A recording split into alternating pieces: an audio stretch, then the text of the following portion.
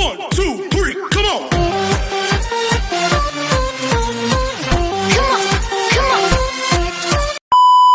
Hello beautiful people! Welcome back to my channel. This is your Mama Sam. Hola mga amigo, amiga, kumare at kumpare. Kamusta kayong lahat? Sana lahat po kayo ay okay at safe ngayong araw na ito. At syempre, kung ako naman ang tatanungin nyo, nakikita naman ninyo ang beauty ng Mama Sam ninyo, fresh overload pa rin, di ba? Ganyan talaga kapag umiinom ka ng maraming vitamin C plus kumakain ka ng maraming banana. Dahil sa banana, mas nakakaloka ang ganda ng Mama Sam ninyo. Charot! So, kamusta naman kayong lahat? Sana lahat kayo ay okay na okay ngayong araw ng Monday. So, eto nga, kanina nga nakakaloka ang balita dahil niyanig ng 7.8. Nako, ang Mindanao, nilindol sila ng bonggang-bongga. Grabe naman yung lindol na yon.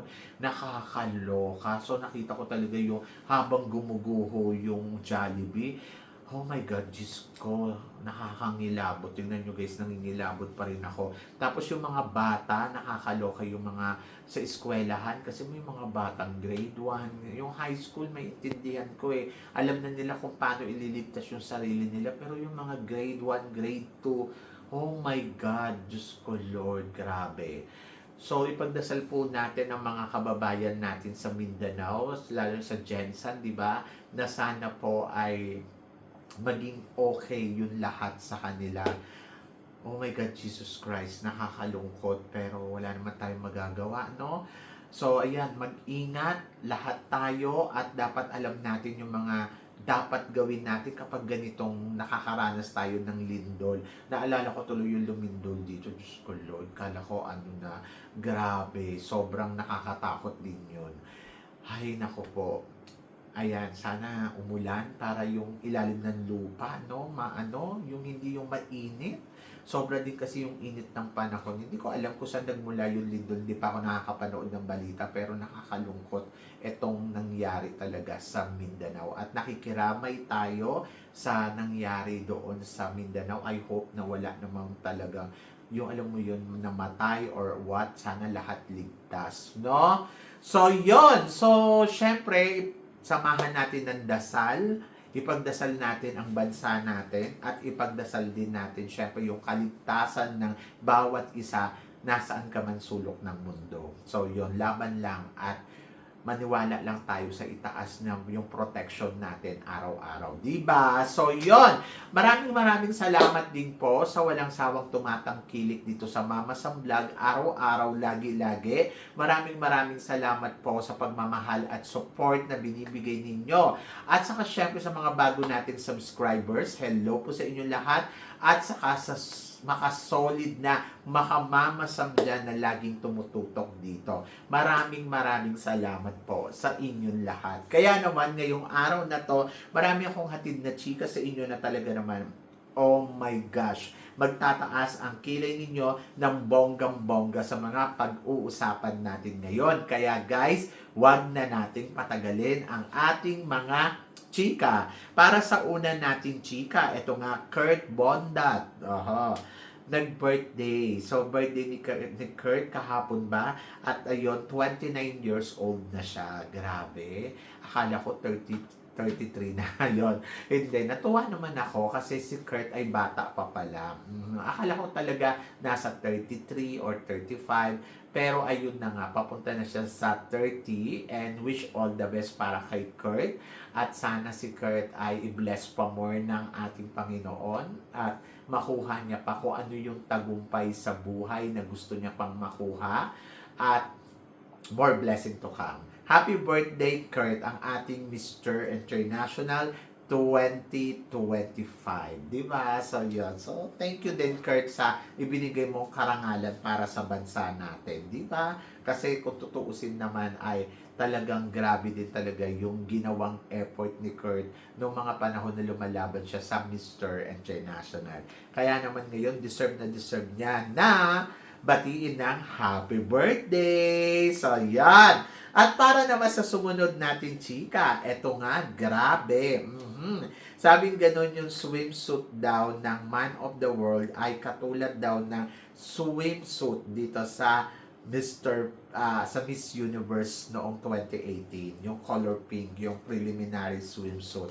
To be honest, yes, napansin ko yung cut. Yung swimwear kasi ng ng Man of the World, color pink, tapos color black yung likuran niya. To be honest, ang ganda ng style niyan. Kung sino man ang designer ng swimwear ng Man of the World, ang bongga. Tapos yun, yung idea siguro ay kinuha din na parang yung doon sa Miss Universe 2018. Kaya sabi ko, ay parehas. Pero maganda kasi ang ginawa niya sa likod, color black. O, di ba? Ang bongga, ang sexy kaya ng swimmer ng Man of the World. No? So, yun. Nakakatuwa para sa mga kandidato. Kaya, congratulations kung sino man yung designer niyan. At para naman sa sumunod natin, chika, eto nga. Pinag-uusapan ngayon, Herlyn Budol, may plano ka bang sumali sa MGI All-Stars? Ang sabi kasi ni Herlyn Budol, ito daw yung pageant na kaya daw nilang makipagsabayan ng baksakan. Dahil, syempre alam naman natin si Gilbert Tolentino, ang kanyang manager, ay talagang sumabay, kayang makipagpukpukan, di ba? So, yon, gagawin nila ang lahat para manalo. Then, I think, yes. Kaya lang, kailangan din maghanda ni Herlyn Budol, syempre, sa kanyang Q&A. Kasi hindi naman po pwede na parang may pera ka lang. Kasi, at the end of the story, 30% lang naman yung kukunin para sa, ayan, mga baksak-baksakan na yan. Tapos, yung iba ay doon sa sa judges na 70%, di ba? Kaya tingnan natin kung si Herlyn Budol ay magjo-join this year at let's see. Di ba? So, yun. So, I'm so excited para kay Herlyn Budol. Ayan. At para naman sa sumunod natin, chika, Miss Elite World Philippines, magkukumpit na. So, tuloy na nga ang Miss Elite at ito nga ang ipapadala natin. Siyempre, si Sofia Bianca ang ating second runner-up noong 2024 sa Miss World Philippines. So, syempre, handang-handa na daw itong si Sofia para sa magiging laban niya this coming September na gagawin sa Egypt. Ang tagal din naman ang hinintay nito. 2024, 25, 26.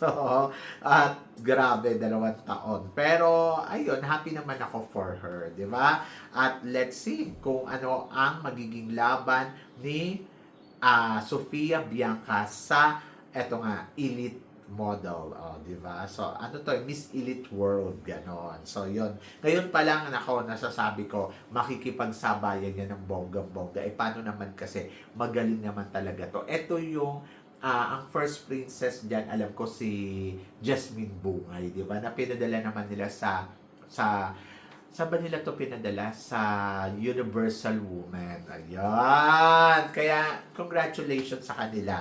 At para naman sa sumunod na chika, eto nga, Catriona Gray, nagsalita. Nagsalita si Catriona at sabi niya, about sa criteria ng selecting ng judges in the beauty pageant. Hindi nagustuhan ni Catriona Gray ang mga paano nagsiselect. Hindi ko alam kung ang pinaparinggan ba ni Catriona itong MGI All-Stars kasi sinabi niya na parang mga kaibigan lang naman nila ang pinagkukuha nila dito at yung iba daw ay ayun nga, may intriga pa sa Miss Universe. Hindi naman tayo nagkamali. Tama naman si Catriona. Sa totoo lang, di ba? So, yun. So, sabi nga ni Catriona, kapag national director ka, dapat hindi ka nagja-judge. Di ba? Kasi mayroon dyan mga ilang national director. And then, marami pang chika si Catriona. So, hindi ko naman maalis kay Catriona yung pagiging dismaya niya. Para sa akin, si Catriona ay opinion lang naman niya yon. Sa kanya lang naman yon. At wala naman siyang tinutukoy na anong pageant ba to. So, basta para sa kanya, kapag hurado, dapat hindi connected sa kahit kaninong kandidata. At tama naman yun. Kasi dati ganun yung ginagawa ng Miss Universe. Walang national director na umuupo, di ba, sa pagiging hurado. At ayun, so natutuwa naman ako kasi at least, di ba, nagbibigay ng opinion si Catriona Gray sa mga nangyayari ngayon sa beauty pageant. At talagang sobrang dismayang-dismaya ang Catriona Gray sa mga nangyayari ngayon sa mundo ng pageantry. Bilang Miss Universe, natutuwa ako na nagsasalita ng ganito si Catriona kasi parang feeling ko karapatan niya yun. So, yan. And good luck and congratulations pa rin kay Catriona Gray. Abutin na lang si Catriona, maagang naging Miss Universe, no? So, yun, nakakalungkot. Kasi sa mga nangyayari ngayon. Anyway, so, para naman sa sumunod na chika, eto nga, pinag-uusapan din ngayon sa social media. Sabing gano'n ni Mr. Nawat ay ang franchise daw ng MGI All-Stars ay nasa 3,000 baht. 330,000 baht. It's equivalent ng $10,000. So, Mama Sam, tingin mo dapat ba ganito kamahal ang franchise, ang registration fee para sa isang beauty pageant? So, it's $10,000. Ang narinig ko noon, ang franchise fee is $5,000. Tapos ngayong second edition ay hindi ko alam kung totoo to ha, kasi ito daw word na to ay galing sa TikTok. Tapos ngayon ay nasa $10,000 na. Nakakaloka. Bakit naman nag-double price agad? Charot. Hindi ko alam kung magkano yung eksaktong registration fee nung nakaraang first edition. Ang narinig ko is $500. $5,000. Tapos ngayon, kung gagawin $10,000, hindi ba masyadong malaki? Ang dami ng gastos ng mga kandidata.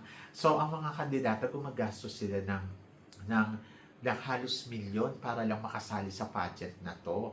At sa panahon ngayon, parang feeling ko, hindi dapat gumastos ng ganito kalaki.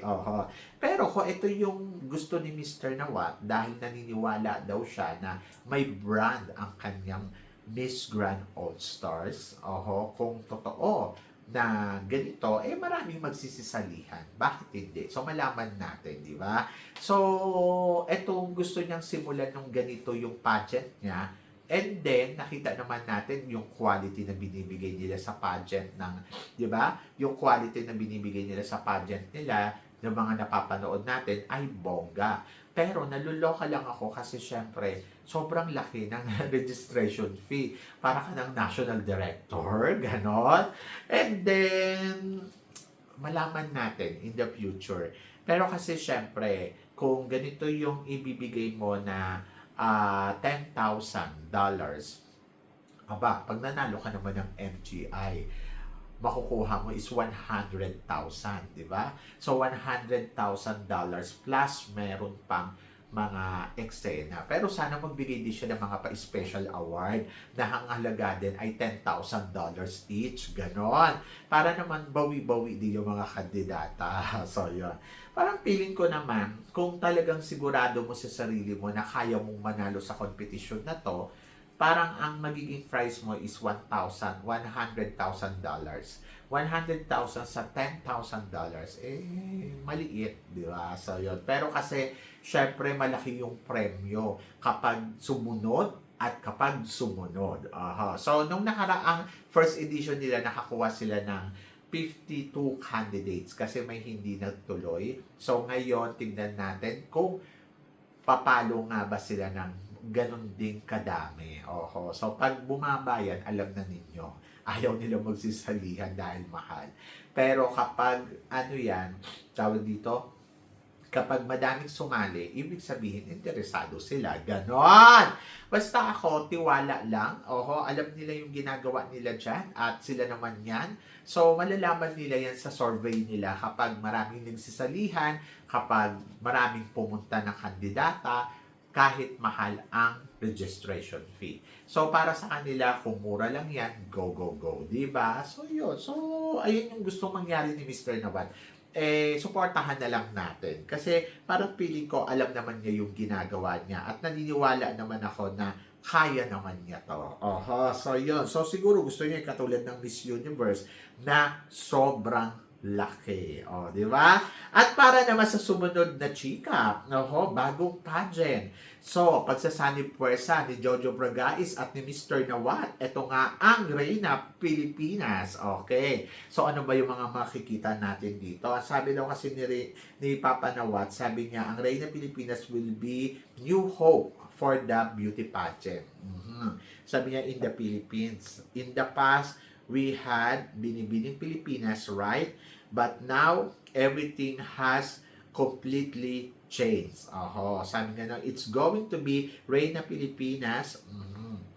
And we announced it will be Reyna Pilipinas Grand International. Okay? We will pour everything into the production, elevate standard, and try to consolidate virus pageant together under name of Reyna Pilipinas. So ako para sa akin, Binibining Pilipinas is the original, talagang masasabi kong iconic pageant sa Pilipinas. Kumbaga parang Binibining Pilipinas. Di ba? At saka, ano pa ba to? Mutya ng Pilipinas. So, andyan pa sila. Kaya lang, ang Binibining Pilipinas, hindi dyan pa, marami pa rin nagsisalihan sa Binibining Pilipinas. Kaya lang kasi parang ang gustong mangyari dito sa pagkakaintindi ko, parang mapalitan na nila yan. Kumbaga parang Reyna Pilipinas. Maganda yung idea. So, tingnan natin kung ano ang unang pasabog ng Reyna Pilipinas. Interesting. So, wala pa tayong idea kung anong meron sa pageant na to. Dahil, i-announce pa lang nila this coming Wednesday. So, etong Wednesday, malalaman natin kung ano ang hinahanap. Pero, ito na nga yung nagsasabi na pumalit daw sa Miss Grand. Sa Miss Grand Philippines. Ang tanong ko, buti pumayag si Mr. Nawat na palitan yung Miss Grand Philippines. So, mawala siya tapos palitan ng Reyna Pilipinas. So, ako para sa akin, interesting dahil gusto ko malaman kung ano ang mga bagong pasabog dito. Ito ba ay may cash prize? Magkano ba yung cash prize? Kasi sa Binibining Pilipinas, meron naman. Merong 1 million pesos. In fairness. Pero doon sa ibang pageant, hindi ko alam. Kasi wala naman silang ina-announce na premyo.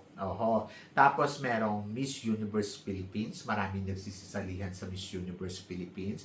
At bongga ang Miss Universe Philippines kasi ang daming mga beauty queen na nagpupuntahan at maraming sumasali talaga.